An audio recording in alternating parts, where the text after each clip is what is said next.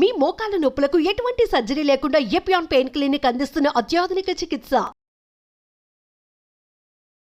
నమస్తే, welcome to Suman TV. నేను మీ యామ్ని. ప్రస్తుతం మనతో ఉన్నారు ప్రముఖ ఆధ్యాత్మికవేత్త డాక్టర్ అనంతలక్ష్మి గారు ఉన్నారు. అమ్మతో మనం మాట్లాడదాం. నమస్తే అమ్మ. నమస్తే తల్లి. అమ్మ, మామూలుగా అయితే జన్మదినం అనేది ఒక్కసారే ఉంటుంది, కానీ హనుమంతుడి వారికి ఏంటమ్మా 2 సార్లు చేయడం జరుగుతుంది. అసలు మన దగ్గర చైత్ర మాసంలో చేస్తారు, అలానే వైశాఖ మాసంలో కూడా ఉంది. అది తెలియచేయండి అమ్మా. మనం కూడా 2 చేసుకుంటామమ్మా. తిథుల ప్రకారం ఒకటి చేసుకుంటున్నాం, తేదీల ప్రకారం ఒకటి చేసుకుంటున్నాం. ఇది అది కాదు, హనుమంతుడిది అది కాదు. నిజానికి హనుమంతుడి జీవితానికి సంబంధించినటువంటి విశేషాలన్నీ మనకి ప్రమాణంగా ఉండేది పరాశర సంహిత. పరాశర సంహితలో హనుమంతుడు వైశాఖ బహుళ దశమి మందవారం అంటే శనివారం నాడు పుట్టినట్టుగా చెప్పబడింది. అర్థమైంది కదా? వైశాఖ బహుళ దశమి అంటే కృష్ణపక్షం. పూర్ణిమ అయిన తర్వాత వచ్చేటటువంటి దశమి నాడు శనివారం నాడు ఆయన ఆవిర్భవించాడు అని చెప్తారు.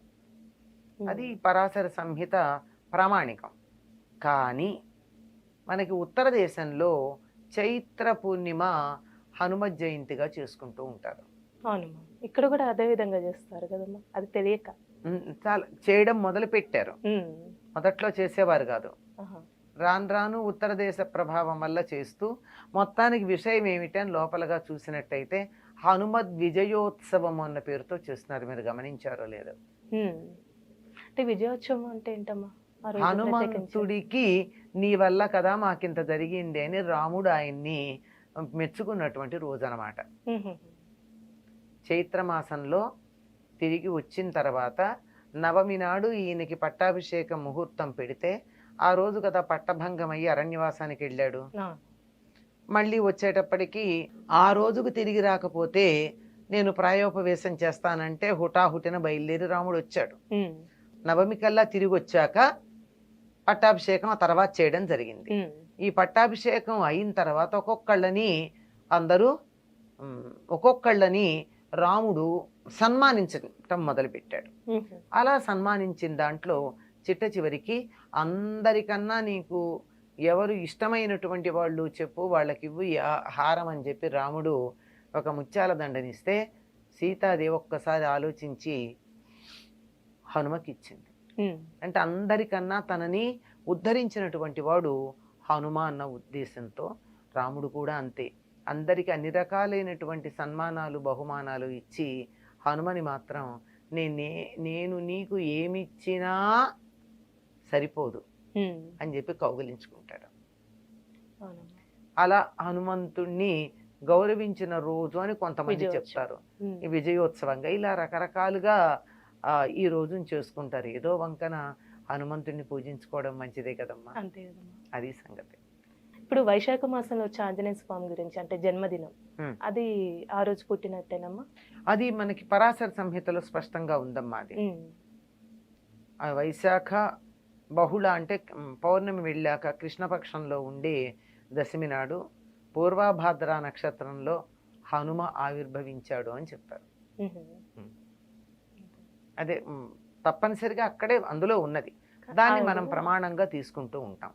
కానీ ఇక్కడ ఈ మధ్య కాలంలో ఇట్లా చేస్తున్నారు, చేసి దీన్ని మళ్ళీ హనుమద్ విజయోత్సవంగా మళ్ళీ తర్వాత చెప్తున్నారు. కానీ మెయిన్ అయితే మనకి వైశాఖంలో వచ్చింది, వైశాఖ మాసమే. అంటే అమ్మా, ఇప్పుడు సీతమ్మ వారు ఆంజనేయ స్వామికి ఒక ముత్యాల హారం ఇస్తే దాన్ని ఇలా కొరికి ఇలా చేశారంటారు కదమ్మా. అసలు ఎందుకు అలా? ఇది కూడా కల్పనమ్మా. హనుమంతుడు ఎంత రామ భక్తుడో చెప్పాలి అన్న ఉద్దేశంతో. అంటే ఇందులో రామనామం దొరుకుతుందా అని ప్రతి ముత్యం కొరికేట. ఎందుకు దొరుకుతుందమ్మా? అంత తెలివి తక్కువ వాడా? బుద్ధిమతాం వరిష్ఠ అని కదా హనుమంతుడి గురించి చెప్తారు. అంత బుద్ధిమంతుడు ముత్యాల్లో రామనామం ఉంటుందని కొరుకుతాడా? ఏదో కల్పన, ఆయనకున్న భక్తిని గురించి చూపించటానికి. అయితే ఏదన్నా పండిస్తే పండులో రామనామం ఉందా అని చెప్పి కొరికి చూస్తాడా? ఇట్లా కాదు. ఆయనకి హనుమంతుడికి వీటన్నిటికన్నా కూడా ముత్యాలు రత్నాలు మొదలైనటువంటి వాటికన్నా కూడా రాముడంటే ఇష్టం, రాముడిని అన్వేషిస్తూ ఉంటాడు అన్న భావన తెలియచెప్పడానికే తప్ప వేరే కాదమ్మా. అంతే, ఇది కల్పన.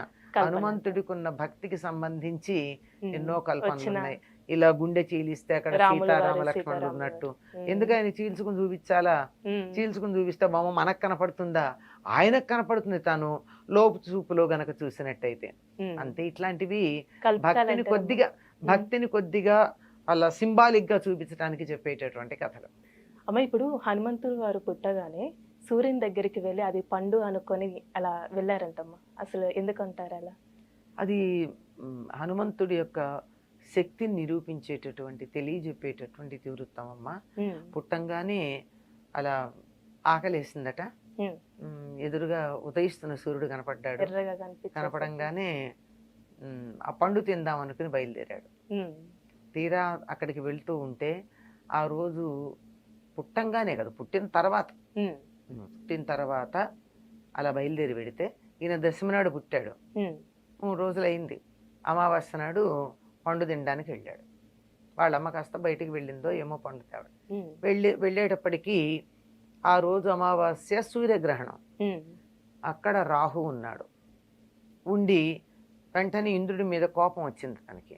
నాకు నువ్వు ప్రతి గ్రహణం ఉన్న సమయంలో నాకు ఆహారంగా ఇచ్చావు కదా సూర్యుడిని, మళ్ళీ ఇంకెవరికి ఇచ్చావు నువ్వు అని ఇంద్రుడితో దెబ్బలాడ్డానికి వెళ్ళాడు రాహు. అలా వెళ్ళంగానే వెంటనే ఇంద్రుడు బయలుదేరి వచ్చాడు.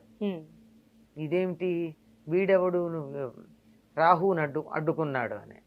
హనుమంతుడు అప్పుడు అక్కడి నుంచి వీడి మీదకి వచ్చేసాడు, ఇంద్రుడి మీదకి వచ్చాడు. ఇంద్రుడి మీదకి కాదు, ఇంద్రుడు ఎక్కిన ఐరావతం మీదకి వచ్చాడు. అంత దూరం పోయి పండు తినడం కన్నా సూర్యుడి కన్నా రాహు బాగున్నాడు. రాహు కన్నా ఐరావతం ఇంకా బాగుంది, దగ్గరగా ఉంది. ఇది ఐరావతాన్ని తిందామని వెళ్ళేటప్పటికి ఇంద్రుడికి కోపం వచ్చి వజ్రాయుధం వేశాడు. ఆ వజ్రాయుధానికి ఈయన దవడ పేలిపోయి మూర్ఛపోయాడు. అంత బలం కలిగినటువంటి వాడు మూర్ఛపోయేటప్పటికి తన కొడుక్కి ఇంత కష్టం కలిగిందని వాయుదేవుడు తన కొడుకుని తీసుకుని ఒక గుహలో బంధించి కూర్చున్నాడు. వాయువు లేకపోయేటప్పటికి అందరికీ కీళ్లు పనిచేయడం మానేశాయి.